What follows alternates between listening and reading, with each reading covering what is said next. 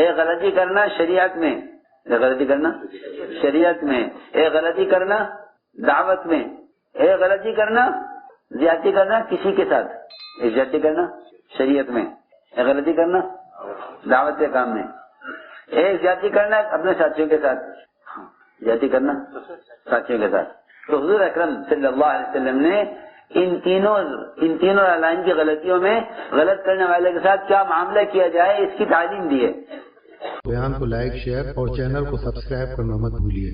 میرے دوستو، عزیزوں اور بزرگوں، سب سے بڑی بات، ضروری بات یہ ہے کہ اپنے آپ کو اللہ کے یہاں اس کام کے لیے قبول کرواؤ، اپنے آپ کو اللہ کے یہاں اس کام کے لیے قبول کرواؤ، اس لیے کہ ایک کام کے ساتھ نسبت ہے اور ایک کام کے ساتھ مناسبت ہے، ان دونوں کو سمجھنا پڑے گا۔ ایک کام کے ساتھ نسبت ہے کہ کام کرنے والے کہلائے جائیں، ایک کام کے ساتھ نسبت ہے، اور آپ جانتے ہیں کہ نسبتیں ختم بھی ہو جاتی ہیں، نسبتیں ختم ہو جاتی ہیں۔ میری بات دھیان سے سننا بہت، میں نے دو باتیں عرض کی ہیں، ایک نسبت، دوسرے مناسبت۔ تو نسبتیں ختم ہو جاتی ہیں، نسبت ہو گئی، شادی ہو گئی، لیکن مناسبت نہیں ہوئی، کیا نہیں ہوئی؟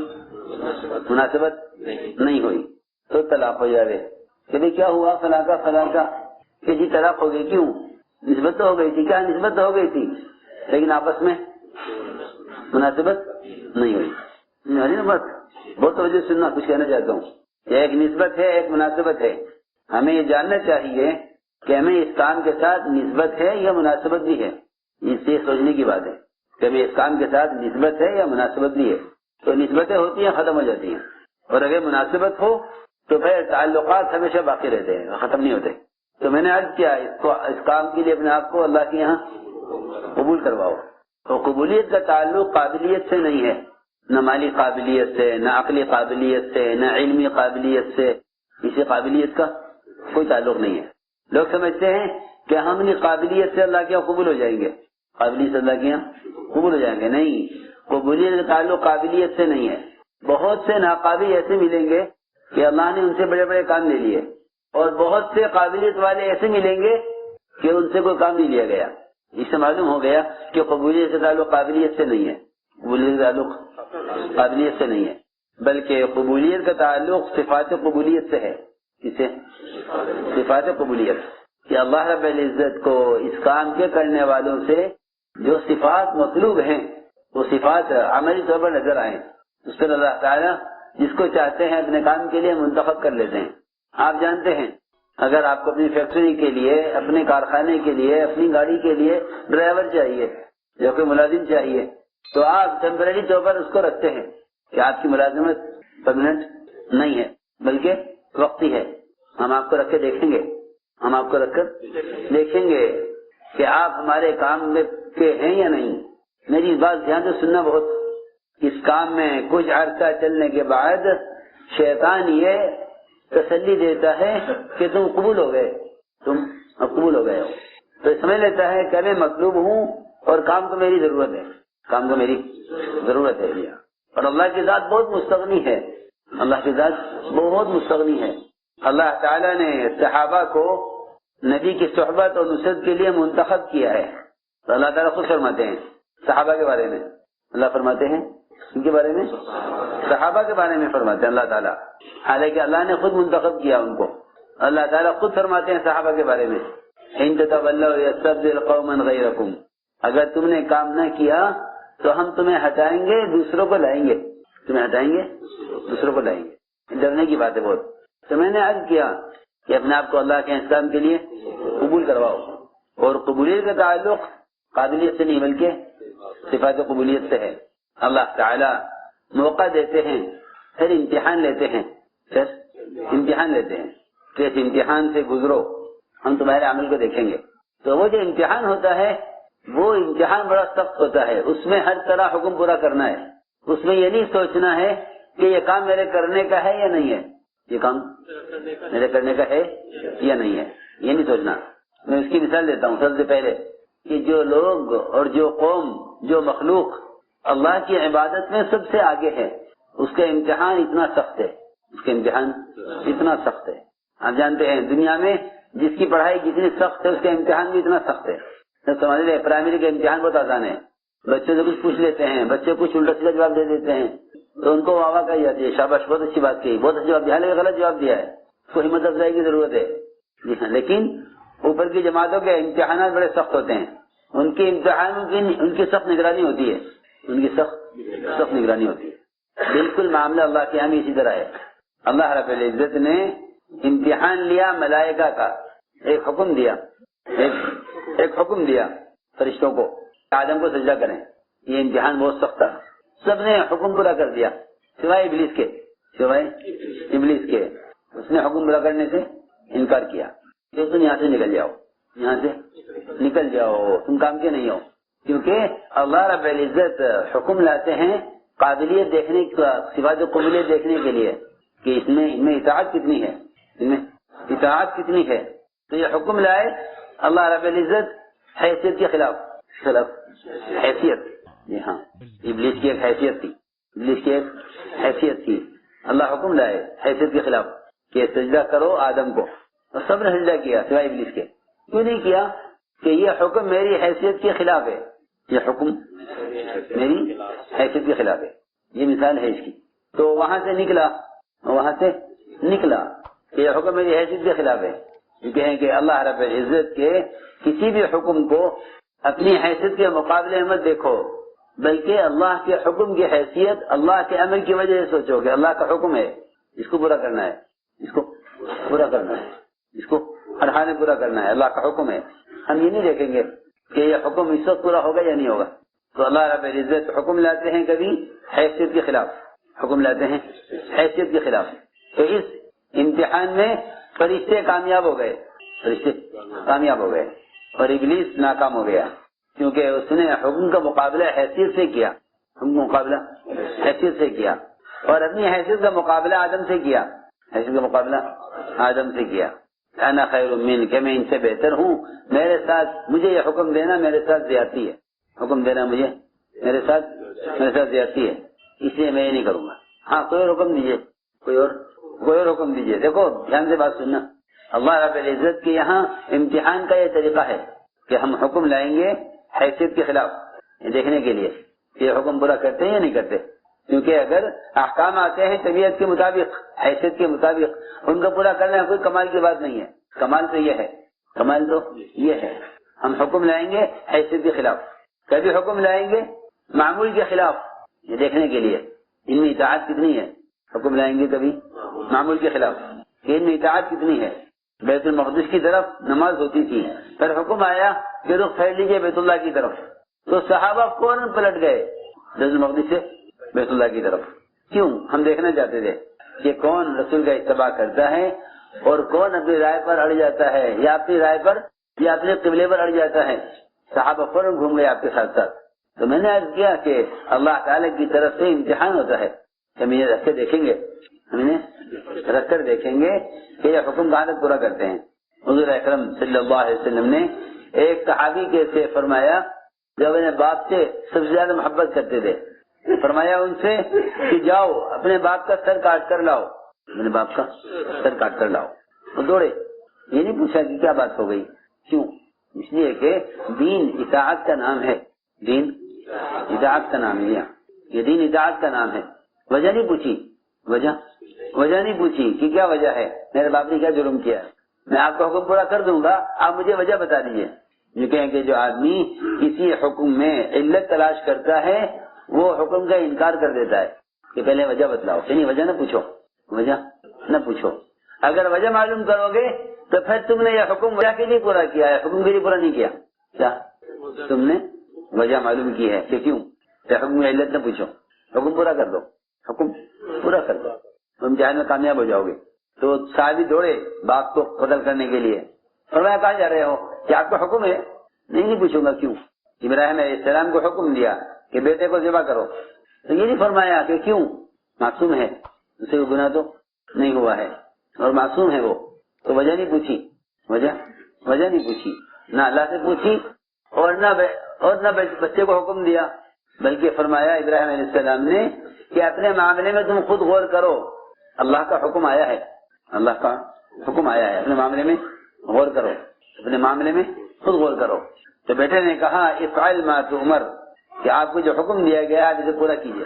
تو میں نے جو مثالیں عرض کی ہیں کہ اللہ رب العزت امتحان لیتے ہیں، اللہ رب العزت امتحان لیتے ہیں، کبھی حکم لائیں گے حیثیت کے خلاف، کبھی حکم لائیں گے جذبے کے خلاف، کبھی حکم لائیں گے معمول کے خلاف، کبھی حکم لائیں گے صحابہ کی اپنی چاہت کے خلاف۔ حدیبیہ میں صحابہ کا جذبہ عمرہ کرنے کا تھا، حکم آیا کہ واپس جانا ہے، واپس جاؤ، حکم پورا کرو، حکم پورا کرو۔ تو میں نے عرض کیا کہ بہت سی چیزیں طبیعت کے خلاف آتی ہیں، ان کو برداشت کر لینا یہ قبولیت کا راستہ ہے، ان کو برداشت کرنا اور ان کو پورا کرنا یہ قبولیت کا راستہ ہے۔ تو جو حکم انکار کر دیتے ہیں وہ اللہ کے یہاں قابل قبول نہیں ہوتے، وہ اللہ کے یہاں قابل قبول نہیں ہوتے، کہ اللہ کے یہاں قبولیت کے لیے قابلیت شرط ہے، اور قابلیت پیدا ہوتی ہے اطاعت سے، قابلیت پیدا ہوتی ہے اطاعت سے، یہ قابلیت پیدا ہوتی ہے اطاعت سے، کہ اللہ تعالیٰ کا جو حکم ہے تو حکم پورا ہو، جو حکم ہے وہ حکم پورا ہو۔ اس لیے اس راستے میں ترقی کا اور قبولیت کا سب سے بنیادی سبب اور سب سے بنیادی صفت وہ صبر ہے۔ وہ کیا ہے؟ صبر ہے، جی ہاں، اس سے بنیادی چیز صبر ہے۔ صحابہ کرام فرماتے ہیں کہ ہم نے سب سے زیادہ خیریں جو پائی ہیں وہ صبر میں پائی ہیں، ناگواریوں کو برداشت کرنے میں، ناگواریوں کو برداشت کرنے میں، کہ ترقی کا سب سے بنیادی سبب وہ صبر کرنا ہے، ترقی کا بنیادی سبب صبر کرنا ہے۔ اور فرمایا کہ صبر علامات نبوت میں سے ہیں، صبر کسی سے ہے؟ علامات نبوت، نبی کے نبی ہونے کی علامت صبر ہے۔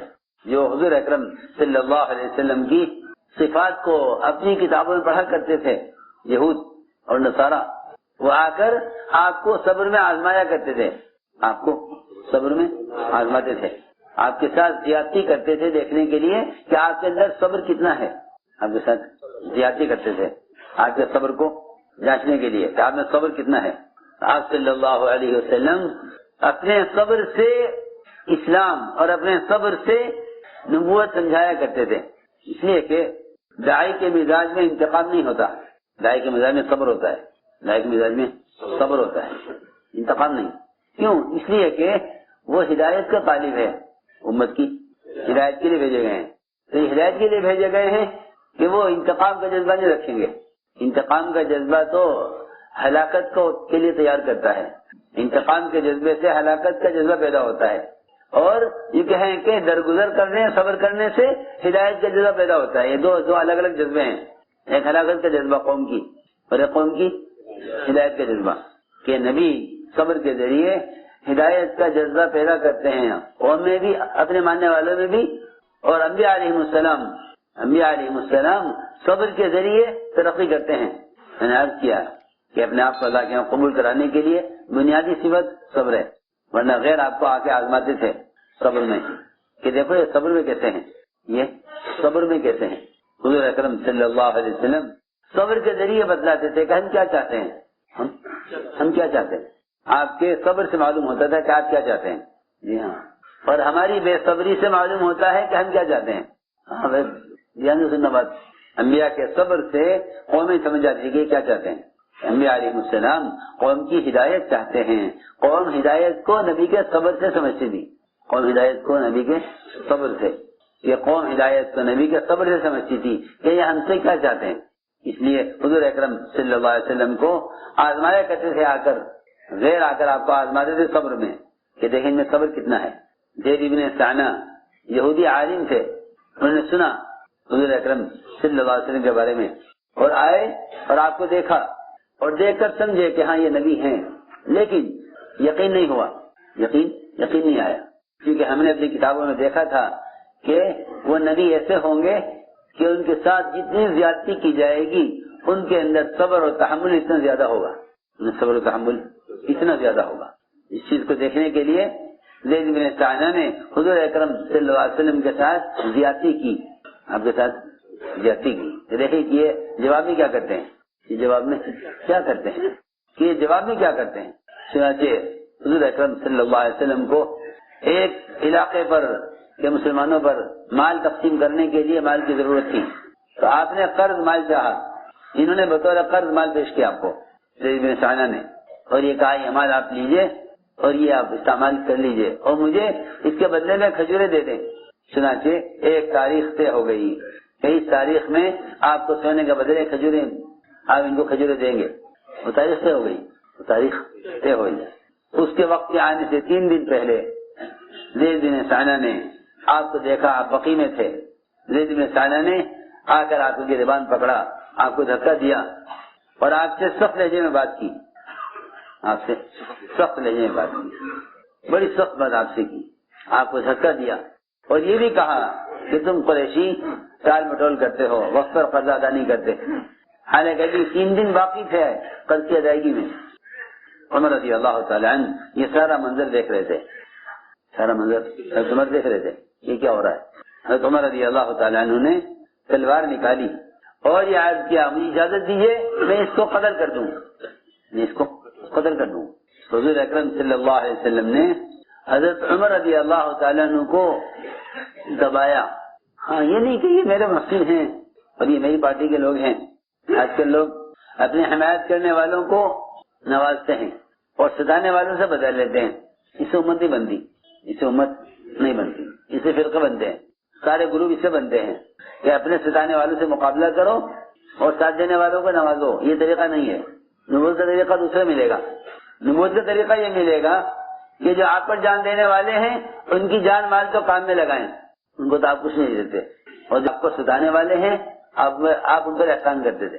ستانے والوں پر احسان، ستانے والوں پر احسان، ستانے والوں پر احسان کریں اور کام کرنے والوں کو اور آپ کا ساتھ دینے والوں کو کہ آپ ساتھ دینے والوں کو دبا کر رکھیں، ان کو کام دیں کہ تم کام کرو۔ سنو، انصار کام کرنے والے تھے، انصار کام کرنے والے تھے اور مکے والے آپ کو ستانے والے تھے، مکے والے ستانے والے تھے۔ آپ نے ستانے والوں کو تو مال دیا، ستانے والوں کو مال دیا۔ سنو، فتح مکہ کے موقع پر جتنا مال آیا سب آپ نے ستانے والوں پر خرچ کیا۔ ایک ایک مشرک کو 100 اونٹ دیے، 100 اونٹ، اس کو ایک مشرک جنہوں نے آپ کو نکالا، آپ کو بے وطن کیا، ان کو 100 اونٹ، اور جنہوں نے آپ کو ٹھکانہ دیا انصار اور سارے عرب سے دشمنی اور سارے عرب سے سارے آس پاس کے علاقوں سے دشمنی مول لی، آپ کو ٹھکانہ دے کر ان کو آپ نے ایک چونی بھی نہیں دی، کچھ نہیں۔ یہ بہت سمجھنے کی بات ہے، اس لیے کہ پرانے ساتھیوں کو شکایت یہ ہوتی ہے کہ ہمیں پوچھا نہیں جاتا، ہمیں پوچھا نہیں جاتا۔ جو اپنے پوچھے جانے کے منتظر ہوتے ہیں وہ کام سے بیٹھ جاتے ہیں، ہمیں کوئی پوچھے ایسے لوگ کام سے بیٹھ جاتے ہیں۔ کہ میں نے عرض کیا کہ قبولیت کے لیے شرط صبر ہے، اگر صبر نہیں ہے تو قبولیت بھی نہیں ہوگی، پکی بات ہے۔ وہ پیچھے ہٹ جائیں گے کہ ہمیں پوچھا نہیں گیا، ہمیں پوچھا نہیں گیا۔ تو آپ نے انصار کو کچھ نہیں دیا، یہ بتانے کے لیے کہ کام کرنے والے اس کے انتظار نہ کریں کہ ہمیں پوچھا جائے۔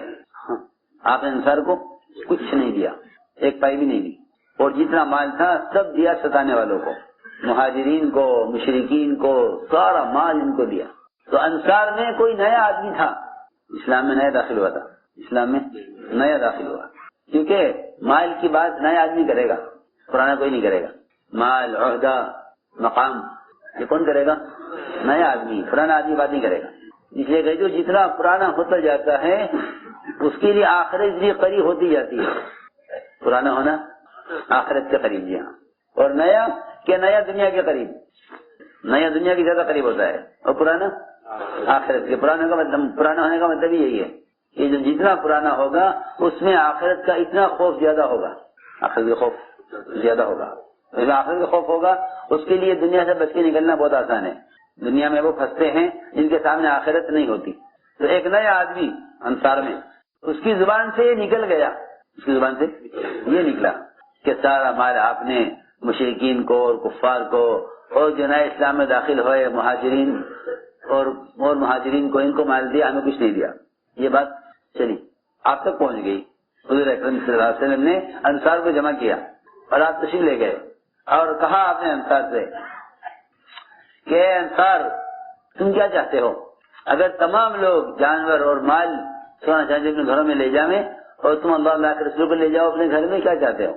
انصار روئے اور رو کر یہ کہا کہ نہیں، ہم تو صرف اللہ کے رسول کو چاہتے ہیں۔ میں آپ نے کہ تم میں سے کس نے بات کہی ہے؟ انصار نے کہا کہ کسی نئے آدمی نے یہ بات کہی ہوگی، پرانے میں سے کسی نے یہ بات نہیں کہی. آپ نے یہ بتلایا کہ پرانے کون ہوتے ہیں؟ کہ پرانے وہ ہوتے ہیں جو مال کا مطالبہ نہیں کرتے. تو میں نے عرض کیا کہ حضور اکرم صلی اللہ علیہ وسلم نے یہ اس کی امت کو تربیت دی تھی، اس کی امت کو تربیت دی کہ اگر جب پوچھا نہ جائے تو مخلصین وہی ہوتے ہیں کہ کھو جائے تو کوئی تلاش نہ کرے، مل جائے تو کوئی پرواہ نہ کرے. کھو جائے تو کوئی تلاش نہ کرے، مل جائے تو کوئی پرواہ نہ کرے. مخلصین اپنے آپ کو چھپاتے ہیں، مخلصین اپنے آپ کو چھپاتے ہیں. جی ہاں، سلمان فارسی رضی اللہ تعالیٰ عنہ کو ان کی زیارت و ملاقات کے لیے 2 آدمی گئے ان کے گاؤں میں. پوچھا لوگوں سے کہ یہاں صحابی ہوتے ہیں سلمان فارسی کے؟ ہاں موجود ہیں، یہ گھر ہے ان کا، ملاقات کر لو. ہو گئے تلاش کرتے کرتے گھر ان کے موجود تھے. ملاقات ہوئی، سلام کیا، پوچھا کہ آپ صحابی ہیں؟ کہا کہ نہیں میں تو صحابی نہیں، میں صحابی نہیں. پوچھا آپ سلمان فارسی ہیں؟ کہ ہاں میرا نام سلمان فارسی تو ہے مگر میں صحابی نہیں ہوں. حالانکہ جس شخص نے ایمان کے ساتھ ایک مرتبہ حضور اکرم صلی اللہ علیہ وسلم کو دیکھ لیا وہ صحابی ہو گیا. انہوں نے اتنا وقت گزارا آپ کے ساتھ. سلمان فارسی رضی اللہ تعالیٰ عنہ وہ صحابی ہیں کہ جب یہ آپ سے بات کرتے تھے کوئی تیسرا شریک نہیں ہوتا تھا، یہ درجہ تھا ان کا. لیکن کیا کہا کہ میں صحابی نہیں. تو وہ کہنے لگے ایک دوسرے سے کہ ہم غلط آ گئے، یہ آدمی وہ نہیں اس کی ہمیں تلاش ہے، چلو اٹھو. یہ سلمان فارسی کوئی اور ہے، صحابی سے کہہ رہے میں صحابی نہیں ہوں. تو وہاں سے اٹھنے لگے کہ چلو یہ آدمی وہ نہیں اس کی ہمیں تلاش ہے. میں بتا رہا ہوں کہ صحابہ اپنے آپ کو کیسے چھپاتے تھے، کیونکہ آخرت سامنے تھی. آخرت سامنے، جی ہاں، یہ سامنے آخرت ہوگی وہ چھپائیں گے اپنے آپ کو. یہ سامنے آخرت نہیں ہوگی وہ اپنے آپ کو ظاہر کریں گے، اپنے آپ کو ظاہر کریں گے. اس لیے شہرت کی طلب دنیا والوں کو ہوتی ہے، آخرت والوں کو شہرت کی طلب نہیں ہوتی. آخرت والے کس سے ڈرتے ہیں؟ شہرت سے ڈرتے ہیں. آخرت والے شہرت سے ڈرتے ہیں، کیونکہ ایک قبولیت ہے ایک شہرت ہے، دونوں میں بہت فرق ہے.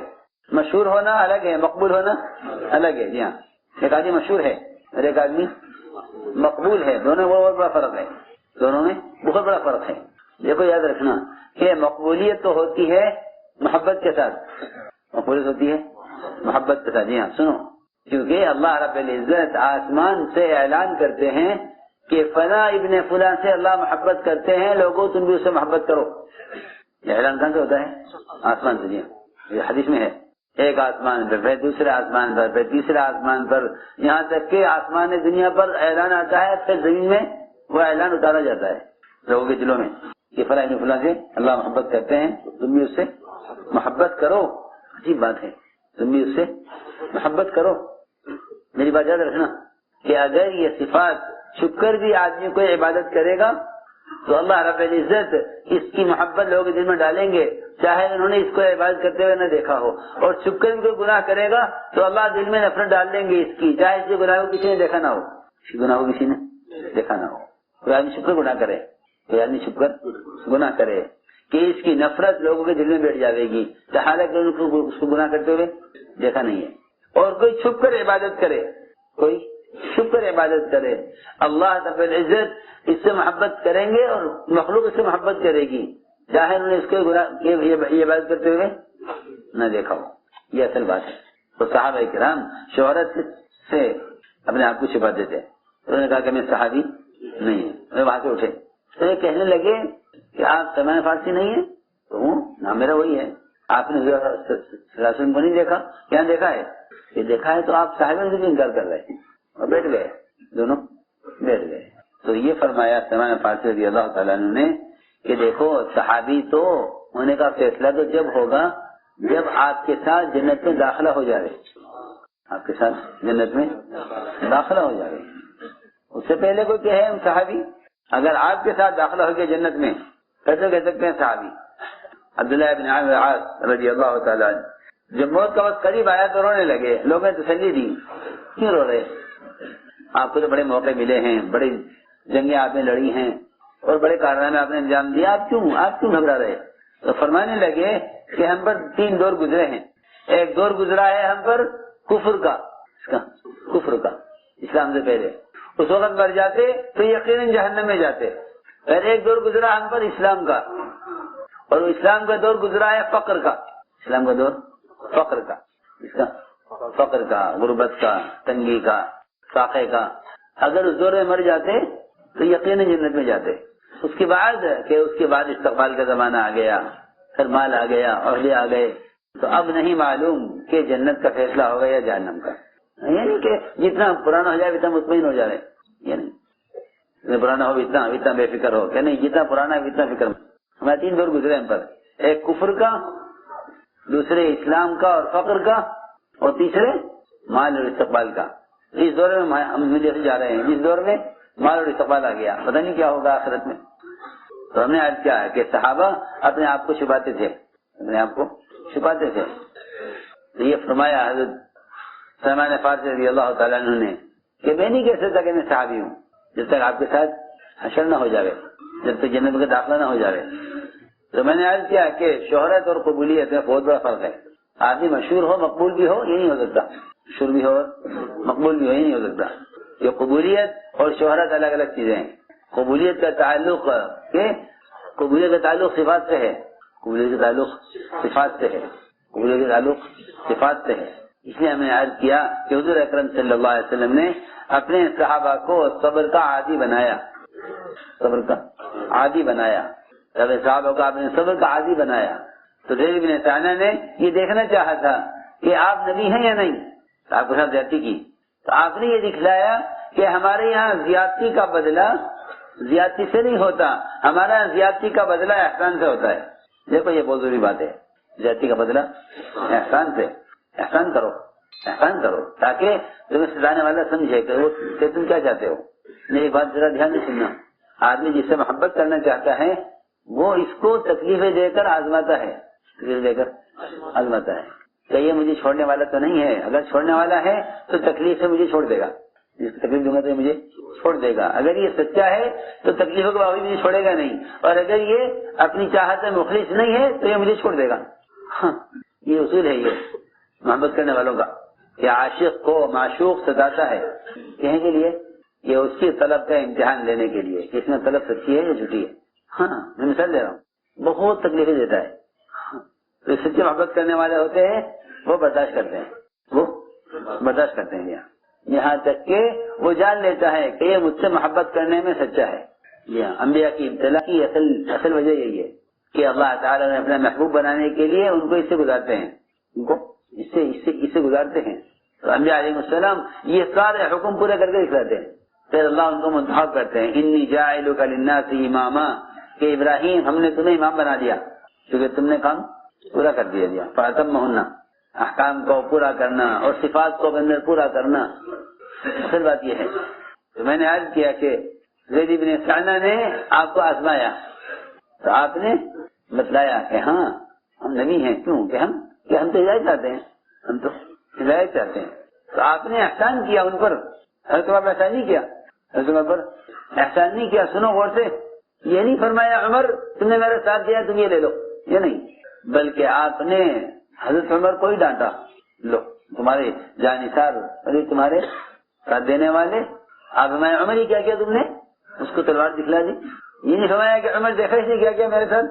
سنو غور سے، آپ ستانے والے کی شکایت اپنے صحابہ سے نہیں کرتے تھے، اس نے یہ کیا، اس نے یہ کیا، اس نے کچھ نہیں، کیونکہ آپ اپنے صحابہ کو اپنا مددگار بنانا چاہتے تھے۔ اس کے لیے ضروری تھا یہ کہ آپ ان کو یہ سمجھائیں کہ ہم ان کی ہدایت چاہتے ہیں، اگر یہ ستاتے ہیں تو برداشت کرو،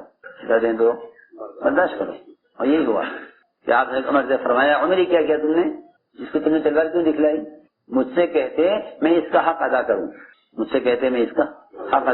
اور اس سے کہتے کہ یہ اپنے حق کا مطالبہ اسلامی طریقے سے کرے۔ اس کو بتاؤ کہ اسلام میں مطالبہ کرنے کا کیا طریقہ ہے، اس کو ادب سکھلاؤ، اس کو ادب سکھلاؤ۔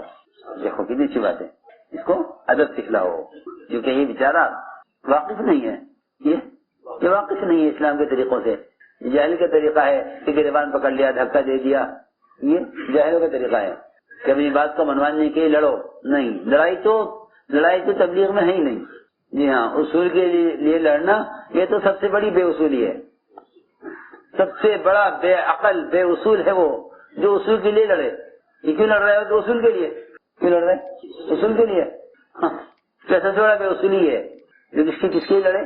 اصول کے لیے. یہ حماقت ہے. یہ لوگ اس کو سمجھتے ہیں کہ ہم امانت کی حفاظت کر رہے ہیں، حالانکہ امانت کو ضائع کریں. جو اصول کے لیے لڑائی کریں وہ امانت کو ضائع کرنے والے ہیں. جو لڑیں گے کے لیے اصول کے لیے نہیں، وہ امانت کو ضائع کرنے والے ہیں. کوئی بھی ہو. نبی کی تعلیم یہ نہیں ہے. نبی کی تعلیم یہ ہے کہ جو بے اصولی کرے اس کو اصول کی تعلیم دو. اصول کی تعلیم دو. جی ہاں، آپ بے اصولی کرنے والوں کو تعلیم دے دیتے. دو طرح کی ہوتی ہے بے اصولیاں. بے اصولیاں دو طرح کی، بلکہ 3 طرح کی ہوتی ہیں.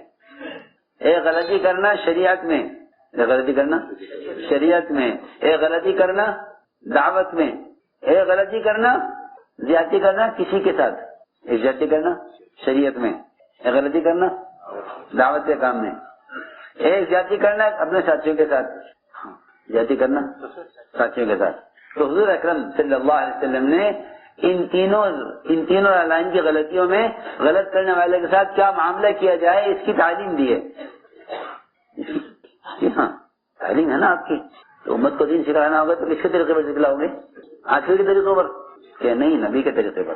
جیسے نماز آپ کے طریقے پر ہے اس طرح تعلیم بھی آپ کے طریقے پر ہے. سمجھے بات؟ جیسے نماز آپ کے طریقے پر، جو نماز آپ کے طریقے پر نہیں ہے وہ نماز نہیں ہے، وہ نماز نہیں ہے جو آپ کے طریقے پر نہیں ہے. اسی طرح دعوت اور تعلیم بھی وہ طریقہ، وہ آپ کی تعلیم و دعوت نہیں ہے جو آپ کے طریقے پر نہیں ہے. 3 لائن کی میں نے غلطی بتائی، ایک شریعت میں، ایک دعوت میں، ہاں، اور تیسرے ساتھیوں کے ساتھ. آپ نے تینوں کا طریقہ بتایا کہ تعلیم کیسے دی جا رہی ہے. تو پہلی غلطی تو شریعت میں، پہلی غلطی شریعت میں. ایک آدمی نے مسجد میں پیشاب کیا، غلطی کی اس نے شریعت میں غلطی کی. تو صحابہ دوڑے پکڑنے کے لیے، مارنے کے لیے کہ پکڑو اسے، روکو، مسجد پیشاب کر رہا. تو آپ نے صحابہ کو ہٹایا، روک دیا کہ نہیں ہٹ جاؤ، اس کے پیشاب پورا کرنے دو، پیشاب پورا کرنے دو. اس لیے کہ ایک مسلمان کو پیشاب کی تکلیف ہو، ایک مسلمان کو پیشاب کی تکلیف ہو، یہ مسجد کے ناپاک ہونے سے زیادہ بڑا ہے. سنائے بات، مسلمان کو کیا ہو پیشاب کی تکلیف، پیشاب کر رہا، پیشاب شروع کر دیا اس نے تو روکنا ممکن ہے بیچ میں؟ نہیں، اس کو تکلیف ہوگی. تو مسجد سے پیشاب کو بیچ میں روک کر باہر نکلے، چل کے جاوے باہر پیشاب باہر جا کے کرو، ایسا ہو سکتا ہے کہ نہیں ہو سکتا. ہاں، ایک مسلمان کو پیشاب روکنے کی تکلیف دینا مسجد کے ناپاک ہونے سے زیادہ بڑا ہے. سمجھ بات؟ کیونکہ ایک مسلمان کا مقام بیت اللہ سے اونچا ہے اور مسجد بیت اللہ سے ادنا ہے. ساری دنیا کی مسجدیں بیت اللہ کے تابع ہیں، ادنا ہے. ایک مسلمان کا درجہ بیت اللہ سے اونچا ہے. تو یہ غلطی شریعت میں ہوئی کہ مسجد میں پیشاب کیا. آپ نے بلایا، پہلے شفقت کا معاملہ کیا کہ پیشاب اسے پورا کرنے، اس نے پورا پیشاب کیا مسجد. اجازت ہم نہیں کر لو، اور صحابہ کو کہا جاؤ اس کے پاس سے، چھوڑ دو اس کو، کرنے کا پیشاب. پہلے تھوڑی مسجد ناپاک ہوئی، اب زیادہ ہوئی تو ہو گئی. کیا ہو گیا؟ ہو گئی ناپاک. نہ کوئی اعلان ہوا، نہ کوئی ہنگامہ ہوا، نہ کوئی گروپ بنا، کچھ نہیں. نہ لوگوں میں اعلان ہوا کہ یہ فلاں آدمی نے پیشاب کیا مسجد، کچھ نہیں. کیونکہ جو مسلمان کو رسوا کرتا ہے وہ اللہ کی نظر میں رسوا ہو چکا ہوتا ہے. اس میں ہر ایک اپنا نقصان ہے کہ مسلمان کو ذلیل نہ کرو ورنہ تم اللہ کی نظر میں ذلیل ہو جاؤ گے. اصل بات. پھر اس کی غلطی کو چھوٹا کیا، بلایا صحابہ کو اور بلا کے فرمایا ایک صحابی سے کہ پانی کا ڈول لاؤ بھر کے اور یہاں بہا دو، مسجد پاک ہو جائے گی. بس. پھر اس کو بلایا، اس کو تعلیم دی کہ غلطی کرنے والوں کو تعلیم دو. یہ نہیں کہ غلطی کرنے والوں کا مقابلہ کرو، یہ نہیں. بلایا اس کو تعلیم دی کہ مسجد پیشاب پخانے کے لیے نہیں ہے، مسجد تو ذکر عبادت کے لیے اور تلاوت کے لیے، یہ اس کے لیے ہے، مسجد عمل کے لیے ہے، پیشاب پخانے کے لیے نہیں ہے. بس. یہ غلطی کس میں ہوئی؟ شریعت میں. یہاں تو یہ طریقہ بتایا کہ تم ان کو تعلیم دو شفقت کے ساتھ. تیسری غلطی بے اصولی. دوسری غلطی دعوت میں. حضرت حاتب رضی اللہ تعالیٰ عنہ نے مکے والوں کو خط لکھ دیا چھپا کر کہ اللہ کے رسول صلی اللہ علیہ وسلم مکے پر حملہ کرنے والے ہیں. بہت بڑی غلطی ہے، بہت بڑی بے اصولی ہے. یہ مسلمانوں کے جو چھپ کر تیاری کر رہے تھے مکے پر حملہ کرنے کی، اس کی کفار کو خبر کر دی اور جو ہمارا یہ میں سے قتل کر دوں. اس نے بہت بڑی غلطی کی ہے. جس کو قتل یہ منافق ہے، آپ کا راز کھولا مشرکین پر، یہ منافق ہے، یہ ان کے ساتھ ہے، آپ کے ساتھ نہیں ہے۔ یہ مطلب تھا حضرت عمر کا کہ اس کو قتل کر دوں۔ فرمایا نہیں عمر، پوچھو اس سے کیا بات ہے، ایسا کیوں کیا؟ انہوں نے صاف بات بتائی کہ میں اسلام سے مرتد نہیں ہوا، اللہ کی مدد آپ کے ساتھ حق ہے، میں نے تو اپنے بچوں پر کی حفاظت کے لیے وہاں کے مشرکین پر احسان کیا ہے۔ اب کیا فرمایا کہ ہاں یہ سچ بول رہا ہے، اس کی بات قبول کر لو، اس کی بات قبول کر لو۔ کیا کر رہا؟ سچ بول رہا ہے۔ کتنی بڑی غلطی کی؟ بہت بڑی غلطی، بہت بڑی غلطی۔ مجھے اس سے بڑی غلطی نہیں ملی کوئی صحابہ کی سیرت میں، اس سے بڑی غلطی کوئی نہیں ملی۔ جی ہاں، کوئی زنا کر لے، کوئی چوری کر لے، کوئی شراب پی لے، یہ سب چھوٹی غلطی ہے، لیکن مسلمانوں کی تیاری کی خبر کو فارغ کرنا بہت بڑی غلطی۔ تو میں نے فرمایا میں اسے قبول کر دوں، منافق ہے یہ۔ فرمایا نہیں، کچھ اس سے کیوں کیا؟ یہ بات تھی۔ آپ نے فرمایا کہ یہ سچ بول رہا ہے، یہ سچ بول رہا ہے۔ جی ہاں، دیکھو بہت بڑی بات ہے یہ کہ جب کوئی تمہارے سامنے اپنا عذر پیش کرے تو اس کے عذر کو مان لو اور قبول کر لو۔ جی ہاں، کیونکہ دین کی حفاظت اللہ کرنے والے ہیں، یہ تھوڑی کہ اس درجے کو نقصان ہوگا، اس درجے کو نقصان ہوگا، کوئی نہیں۔ جس طرح اللہ تعالیٰ قرآن کے محافظ ہیں، دین کے محافظ ہیں، دعوت کے محافظ ہیں، ایسے ہی جی ہاں، اللہ پکی بات ہے کہ اللہ تعالیٰ جس طرح قرآن کے محافظ ہیں، دین کے محافظ ہیں، دعوت کے بھی محافظ ہیں۔ وہ نہیں ہے کہ ان کو نکال دو، ان سے کام کو نقصان ہو گیا، ہاں بالکل نہیں۔ نقصان کیسے ہو جاتا؟ انہوں نے خط لکھا کفار کو، وہ خط راستے میں پکڑا گیا، کیسے؟ اللہ نے وحی بھیجی آپ پر، اللہ نے آپ پر نہیں بھیجی کہ ایک عورت ہے فلاں فلاں مقام پر ہے، اس وقت مدینے سے روانہ ہو گئی ہے، اس کے پاس خط ہے، حاتم نے خط لکھا ہے، اس کو بھیجا ہے، وہ خط منگواؤ۔ حضرت عثمان حضرت مقداد گئے گھوڑے پر سوار ہو کر، وہی ملی وہ عورت، خط سے کرا لیا اس نے، اللہ نے تو حفاظت کر لی۔ جی ہاں، اللہ تو حفاظت کرے اور کام کرنے والے کیا کہیں کام کو نقصان ہوگا، اس سے نکال دو، عجیب بات ہے، اس سے نکال دے کیونکہ یہ کام کو نقصان پہنچا رہا۔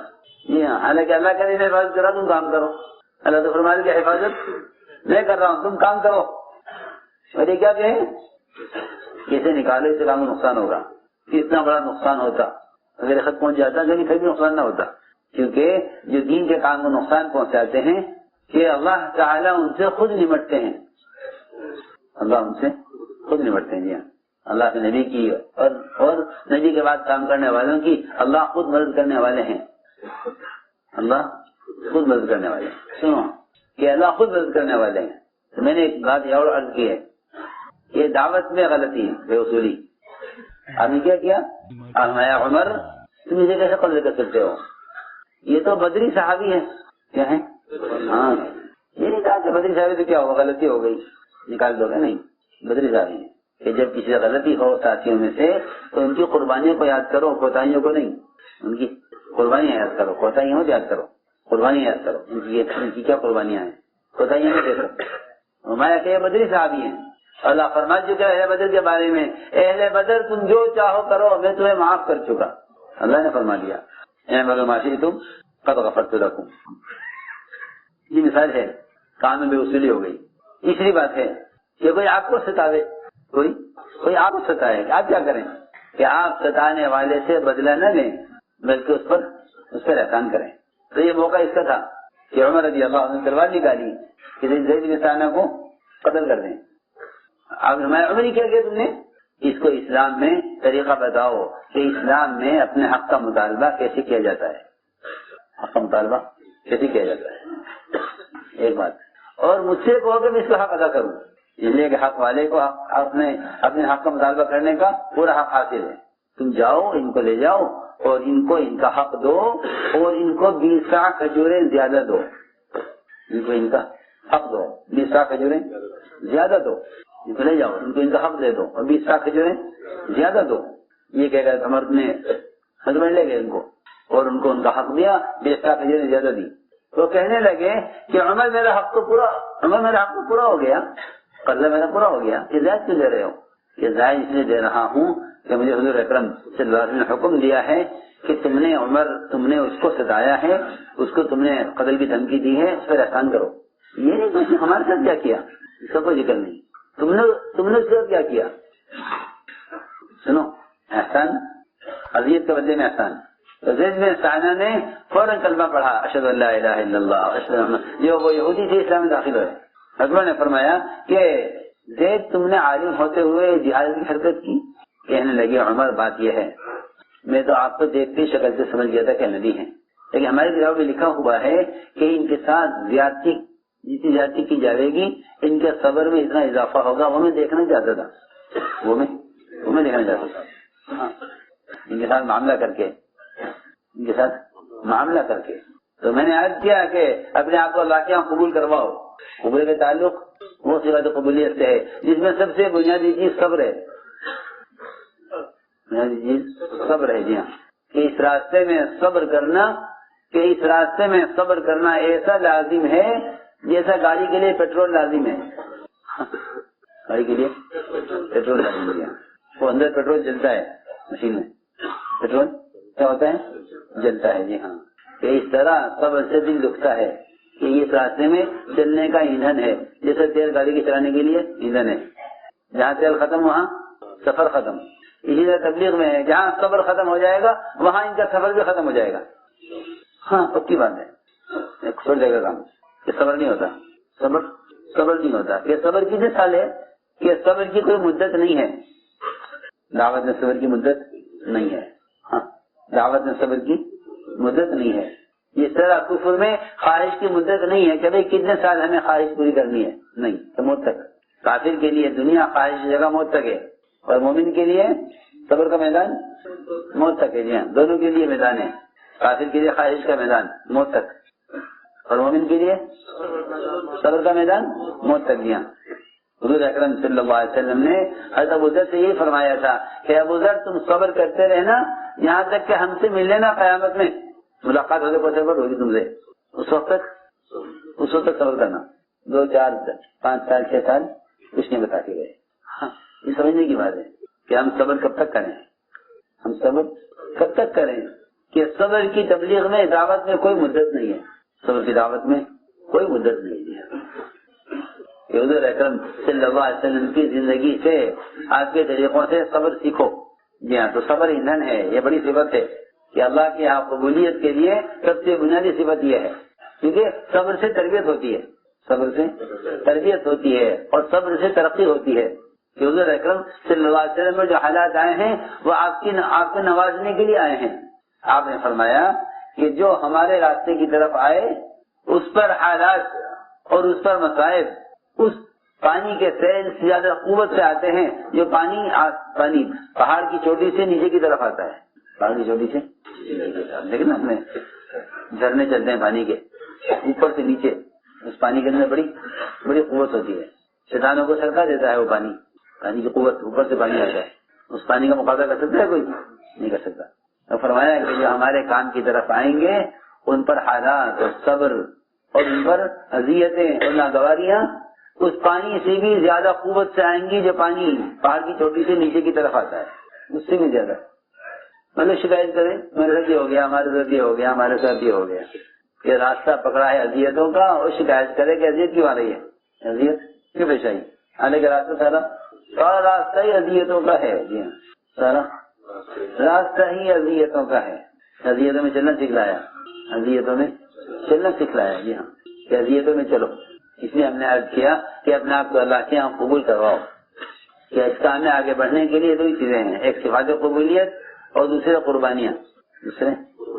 جی ہاں، اس کام میں کوئی کسی کو سہارا نہیں دیتا. اس راستے میں کسی کو سہارا نہیں دیتا. کہ ہر ایک کا چلنا اپنی قوت سے ہے. 2 بازو ہیں پرندے کو اڑنے کے لیے. ایسے ہی اس راستے میں چلنے کے لیے 2 راستے ہیں، ایک ہجرت ایک نصرت. اگر ایک پر ہلائے دوسرا پر نہ ہلائے تو یہ اڑے گا نہیں. پرواز کے لیے ضروری ہے دونوں پر برابر کام کرے. دونوں پر برابر کام کرے، پرواز کے لیے ضروری ہے یہ. تو میں نے ایک بات عرض کی ہے کہ قبولیت کا تعلق محنت سے ہے. کوئی کسی کے قریب ہو کر قبول نہیں ہو جاتا. ان کے قریب ہو جائیں قبول ہو جائیں گے، ان کے قریب ہو جائیں قبول ہو جائیں گے، ایسا نہیں ہے. قبولیت کا تعلق قربانیوں سے ہے. کوئی کسی کے قریب بیٹھ جائے تو وہ آگے نہیں بڑھ جاتا. سنو دھیان سے. عمر رضی اللہ تعالی عنہ اپنے کمرے میں اکیلے بیٹھے تھے. یہ عجیب قصہ ہے.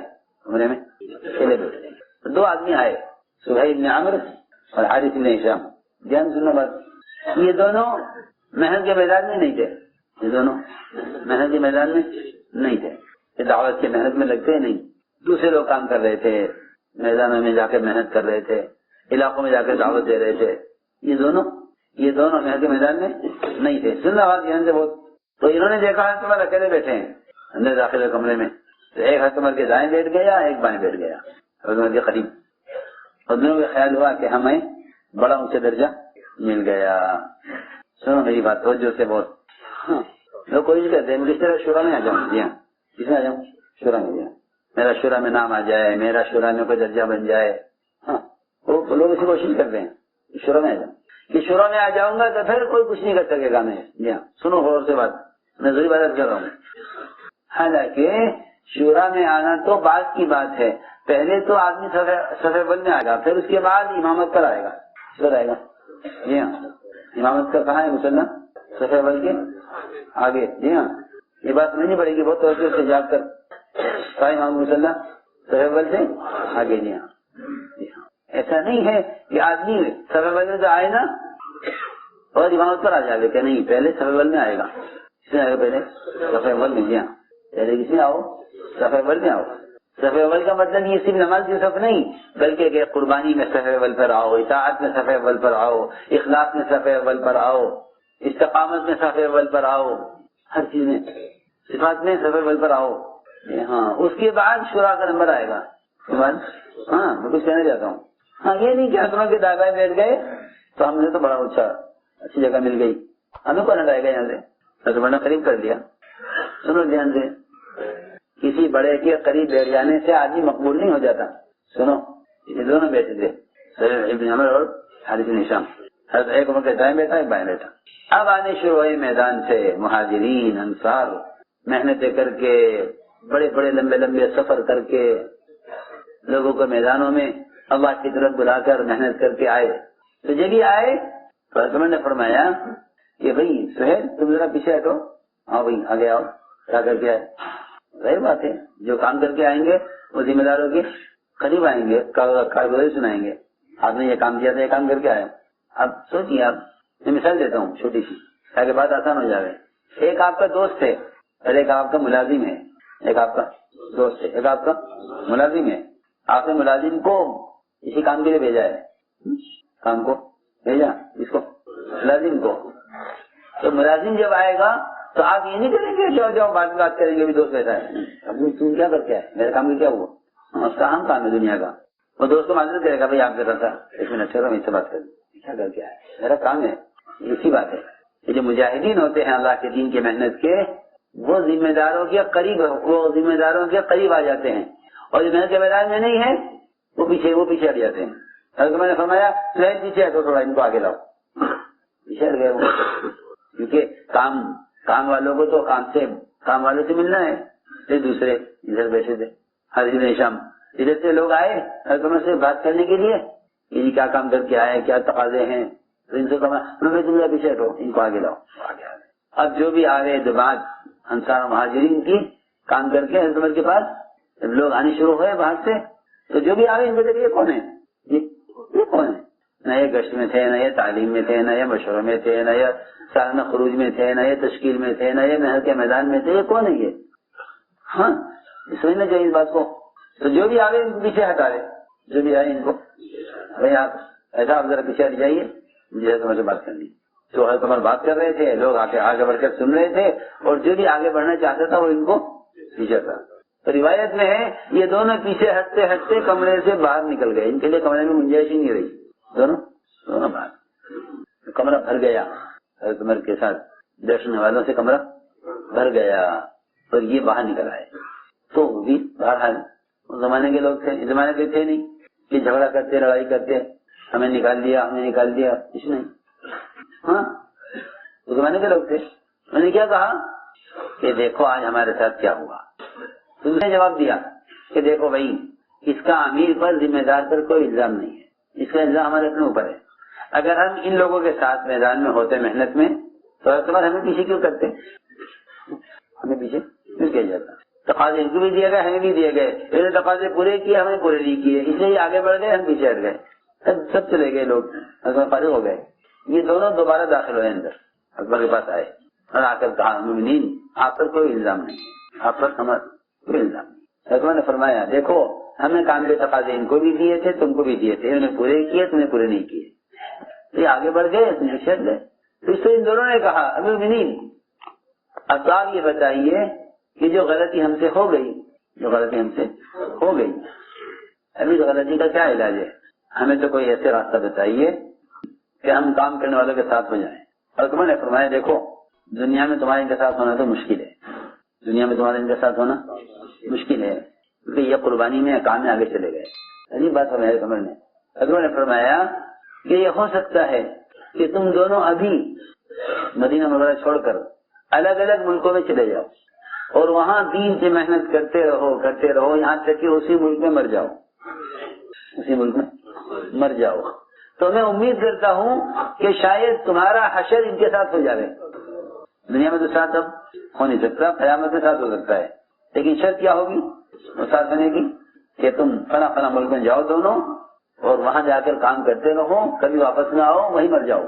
خیر میں امید کر سکتا ہوں کہ تمہارا حشر قیامت میں کام کرنا لوگ ساتھ ہو جائے. یہ بتلایا. عجیب قصہ ہے. اس سے میں نے عرض کیا تھا کہ آدمی تعلقات سے نہ آگے بڑھے. یہ ہاں, کیونکہ جو کسی کے سہارے سے آگے بڑھے سمجھ لو کہ ان میں چلنے کی صلاحیت نہیں ہے. جو کس سے آگے بڑھتے ہیں سہارے سے, سہارا دو, یہ ساری ضرورت ہے کہ سہارے سے تو مردے چلتے ہیں, سہارے سے کیوں بھائی کوئی جنازے دیکھا جو خود راجا قبرستان نہیں, ان کو ساری کی ضرورت ہے کیونکہ یہ مردہ ہے. اس کی بات ہے مردہ کہتا ہے مجھے آگے بڑھاؤ. روایت میں ہے نہیں. ہجرت اور نصرت یہ تو بازو ہیں پرندے کی طرح کہ اگر ترقی ہے پرندہ فضا میں خود کرتا ہے, کوئی کسی کو سہارا نہیں دیتا. فضا میں کوئی پرندہ کسی کو سہارا نہیں دیتا, ہر ایک اپنے بازو سے اڑتا ہے. یہاں ہر ایک اپنے بازو سے اڑتا ہے. تو ہم نے عرض کیا کہ یہ اصل بات ہے کہ اپنے آپ کو اللہ کے یہاں قبول کرواؤ, اور قبولیت صفات قبولیت سے ہے, صفات قبولیت سے ہے. کیونکہ اللہ رب العزت آزماتے ہیں, اس آزمائش میں جو احکام آئیں گے وہ طبیعت کے خلاف آئیں گے. احکام آئیں گے وہ طبیعت کے خلاف, مزاج کے خلاف, معمول کے خلاف. یہ دیکھیں کہ تم پورا کرتے ہو یا نہیں, پورا کرتے ہو یا نہیں. اگر تم پورا کر لو گے تو ہم تمہیں منتخب کر لیں گے, اور اگر تم نے اس سے انکار کیا کیونکہ کوئی معمولی حکم بھی ہو تو معمولی حکم کو بھی معمولی مت سمجھو. کسی سنت کو, کسی حکم کو حقیر نہ سمجھو, اس لیے کہ اس سے کسی حکم کو ہلکا سمجھنے کی وجہ سے جو کام کرنے کی صلاحیت ہے وہ ختم ہو جاتی ہے. سنو غور سے, کسی کام کو اگر کیا سمجھو گے ہلکا سمجھا, حقیر سمجھا, تو اس کی صلاحیت کرنے کی صلاحیت ختم ہو جائے گی. میں اس سے واقعہ سناتا ہوں تاکہ اندازہ ہو جائے اس مثال سے. میری بات ہو سننا, کوئی چھوٹی سنت آدمی اپنی جان بچانے کے لیے یا ٹوکنے والے کو چپ کرنے کے لیے, ٹوکنے والے کو چپ کرنے کے لیے, میری بات وجہ سننا بہت جاگ کر, یہ بہت عام بات ہے. ٹوکنے والے کو چپ کرنے کے لیے کوئی عذر پیش کر دیتا ہے, ٹوکنے والے کو چپ کرنے کے لیے عذر پیش کر دیتا ہے. جب اللہ کے راستے میں نکلنے کی تشکیل ہوا کرتی تھی صحابہ کی, تو منافقین عذر پیش کرتے تھے, جھوٹے عذر پیش کرتے تھے, انکار بھی نہیں کرتے تھے, مگر اس انکار سے انکار کے بجائے جھوٹا عذر. سنو غور سے, کبھی کہیں گے گرمی زیادہ ہے, اللہ نے فرمایا جہنم زیادہ گرم ہے. کبھی کہیں گے کہ باغات تیار ہیں, موقع نہیں نکلنے کا نہیں ہے. کبھی کہیں گے گھر غیر محفوظ ہیں, بہت سے آزار. دھیان سے سنو بہت بات, کہ ٹوکنے والے کو خاموش کرنے کے لیے کوئی جھوٹا عذر پیش کر دے تو اس سے عمل کی صلاحیت ختم ہو جاتی ہے. میں اس کے لیے واقعات کرتا ہوں, اس سے معلوم ہوگا. ایک آدمی تھا جو کھانا کھا رہا تھا آپ کے سامنے کھانا کھا رہا تھا. اسے لقمہ لیا بائیں ہاتھ سے, لقمہ لیا کھانے کا بائیں ہاتھ سے, لقمہ لیا بائیں ہاتھ سے. تو آپ نے فرمایا، سب کے سامنے فرمایا کہ دائیں ہاتھ سے کھاؤ، بائیں سے مت کھاؤ۔ کس سے کھاؤ؟ دائیں ہاتھ سے کھانا، دائیں ہاتھ سے کھاؤ۔ ارے آپ سب جانتے ہیں کہ دائیں ہاتھ سے کھانا فرض ہے؟ نہیں، فرض نہیں ہے۔ واجب ہے؟ واجب ہی نہیں ہے۔ کیا ہے؟ سنت ہے۔ کیا ہے؟ سنت ہے۔ جو کھانا دائیں ہاتھ سے کھانا، کھانا دائیں ہاتھ سے کھانا سنت ہے۔ اس نے ایک سنت کا انکار کیا اور یہ نہیں کہا کہ میں نہیں کھاؤں گا، یہ نہیں کہا کہ میں نہیں کھاؤں گا، انکار نہیں کیا بلکہ عذر کیا، اور عذر میں اس نے یہ کہا کہ میرا دائیں ہاتھ اس کا نہیں ہے جس کے دائیں سے کھاتا ہوں، تاکہ ٹوکنے والے کی بات کا جواب ہو جائے۔ میری بات توجہ سننا، بہت ٹوکنے والے کی بات کا جواب ہو جائے۔ تو اس نے اس سنت کے انکار کے لیے یہ کہا کہ میرا دائیں ہاتھ نہیں اٹھتا ہے، اس لیے میں بائیں سے کھا رہا ہوں، تاکہ آپ کی بات کا جواب ہو جائے۔ تو آپ نے بددعا دی اس آدمی کو آپ نے بددعا دی اور فرمایا کہ اللہ کرے تیرا دائیں ہاتھ کبھی نہ اٹھے۔ کیوں کہ اس کا ہاتھ تو بالکل صحیح تھا، ہاتھ اس کا بالکل صحیح تھا۔ اس نے یہ انکار کیا تھا، وہ انکار کیا تھا کبر کی وجہ سے کہ مجھے کیوں ٹوک دیا۔ سنا بات دھیان سے، نامنعہ لڑکی کی روایت میں کہ اس کو کسے روکا؟ تکبر نے۔ ٹھیک ہے، آپ نے فرمایا کہ دائیں ہاتھ سے کھاؤ، دائیں سے کھانے گے، غلطی ہو گئی ہم سے غلطی ہو گئی کہ دائیں سے کھا رہے تھے، دائیں سے کھانے گے تو بات ہی کچھ نہیں تھی، لیکن اس نے کیا کیا؟ تکبر کی وجہ سے جھوٹا عذر کیا۔ آپ کے جواب، آپ کے ٹوکنے کا جواب کیسے دیا؟ یہ میرا دائیں ہاتھ نہیں اٹھتا۔ تو آپ نے فرمایا اسی وقت اللہ کرے تیرا یہ ہاتھ کبھی نہ اٹھے۔ روایت میں ہے کہ اس کا اسی وقت ہاتھ بیکار ہو گیا، یہ کبھی اس کے بعد کبھی نہیں اٹھا۔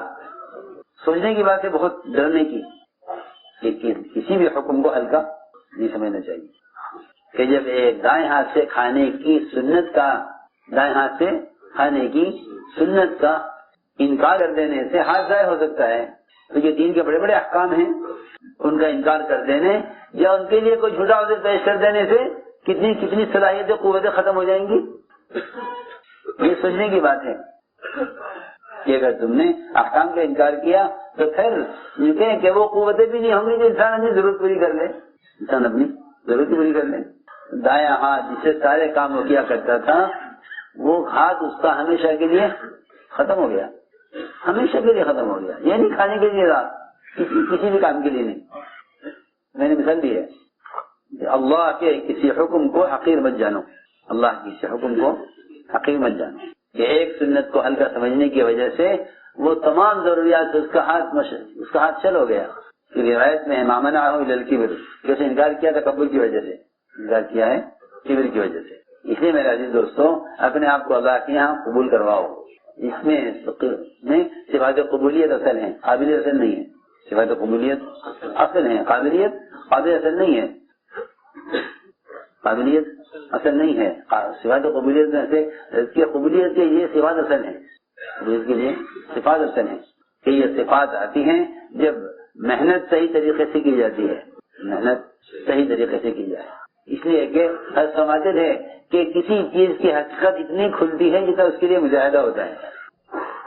اہل دنیا پر جو کچھ کھلا ہے وہ ان کے دنیاوی لائن کے مجاہدے سے کھلا ہے، جیسا مجاہدہ ایسا مکاشفہ، مکاشفہ ہوتا ہے مجاہدے کے بقدر، جیسا مجاہدہ ویسا مکاشفہ۔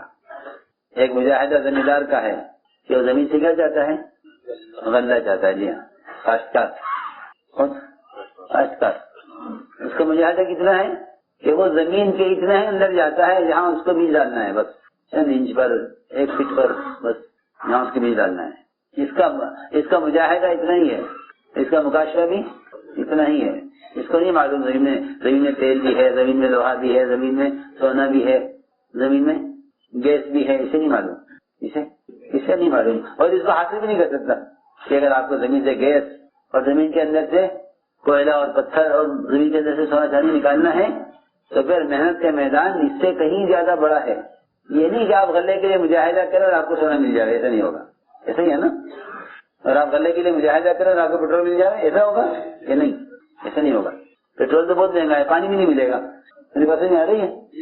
ہاں، میں یہ کہنا چاہتا ہوں کہ میں تو مہینے کے 3 دن لگا رہا اور میں تو گشت کر رہا، میں تو مہینے کے 3 دن لگا رہا کہ ہاں یہ تیرا کام اتنا ہی ہے جتنا کاشتکار کا ہے، کہ تجھے زمین سے غلہ مل جائے کہ نہیں زمین کے اندر اور بہت ساری قیمتی چیزیں ہیں، اس کے لیے اپنی محنت کو بڑھا، اندر جا، گہرائی میں اتر.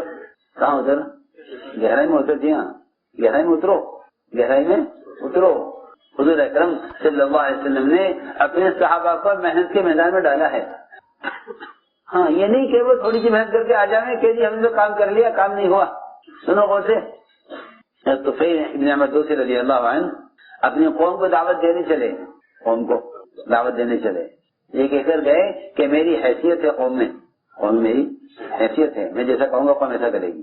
میں کہ نہیں، کام کرو، محنت کرو. کہ نہیں، میں کہوں گا ان سے اور اسلام میں داخل سب ہو جائیں گے، کیونکہ وہ میری بات مانیں گے. میری قوم میں چلتی ہے، میں اپنی قوت کا استعمال کروں گا.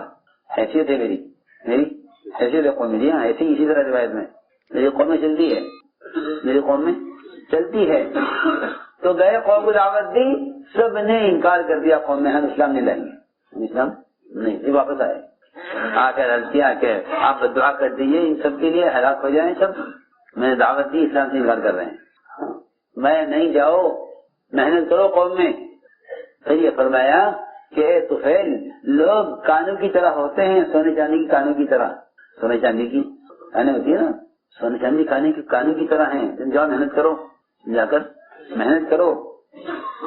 اور اے طفیل، جیسے تم اسلام لائے ہو تمہاری قوم میں اور بھی ہیں، تمہاری قوم میں اور بھی قیمتی لوگ ہیں.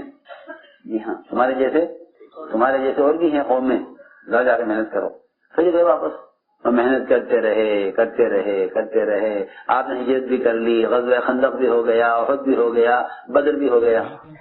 اور یہ قوم میں محنت کرتے رہے، یہاں تک کہ خیبر کے موقع پر 80 خاندان اپنی قوم کی اسلام میں داخل کر کے لے کے آئے. 80 خاندان.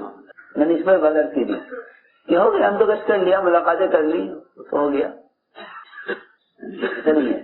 سارا عالم محنت کا میدان ہے، سارا عالم محنت کا میدان ہے. جو کام کے اعتبار سے جہاں تک پہنچ گیا، یہاں سے آگے بڑھے. جی ہاں، قربانی کے سلسلے میں آگے آؤ.